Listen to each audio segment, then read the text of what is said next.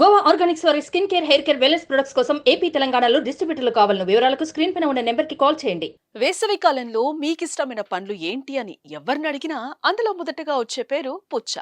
ఎండలు మండుతున్న వేళ ప్రతి ఒక్కరూ చల్లదనం కోసం ఏదో ఒక చల్లని పదార్థం తినడమో తాగడమో చేస్తూ ఉంటారు. ఎక్కువ నీటి శాతం ఉన్న పండ్లను తినేందుకు చాలా వరకు ఇష్టపడుతూ ఉంటారు కూడా. ఎక్కువ నీటి శాతం ఉండేది పుచ్చకాయల్లోనే. పుచ్చకాయ తినడమో జ్యూస్ చేసుకొని తాగడమో చేస్తూ ఉంటారు. అయితే పుచ్చకాయలోని లోపటి గుజ్జు ఎంత ఎర్రగా ఉంటే అంత ఎక్కువ ఇష్టపడతారు చాలా మంది. సహజ సిద్ధమైన ఎరుపు ఉంటే ఓకే, కానీ కొంతమంది దుర్మార్గులు ఆర్టిఫిషియల్ గా రెడ్ కలర్ వచ్చేలా చేస్తున్నారు.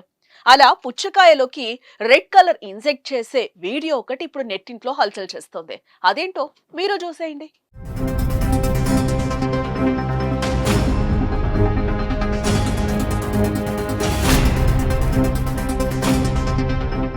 అక్కడ ఓ యువకుడు ఏదో కెమికల్లో నీళ్లు కలుపుతున్నాడు.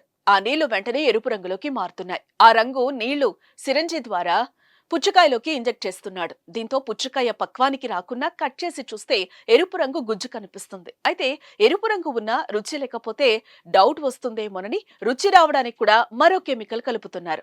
ఇలా పలు రకాల రసాయనాలు కలుపుతున్న ముఠా ఒకటి పోలీసుల కంటపడింది. అరెస్ట్ చేసిన పోలీసులు ఇలా ఎవరూ మోసపోకూడదని కల్తీ పుచ్చ తయారు చేసే విధానాన్ని వీడియో తీసి సోషల్ మీడియాలో పోస్ట్ చేశారు. అయితే ఆ వీడియో కాస్త ఇప్పుడు వైరల్ అయింది. ఇది చూసిన నెటిజన్లు రకరకాల కామెంట్లతో హోరెత్తిస్తున్నారు. కావేవి కల్తీకి అనర్హమని ఒకరంటే, తెల్లనివన్నీ పాలు కావు, ఎర్రనివన్నీ పుచ్చ కావు అని పెడుతున్నారు. అన్ని కల్తీ అవుతుంటే ఎలారా సామి బతికేది అని మరో నెటిజన్ కామెంట్ చేశాడు. మరి మీ కామెంట్ ఏంటో మీరు కూడా పోస్ట్ చేయండి.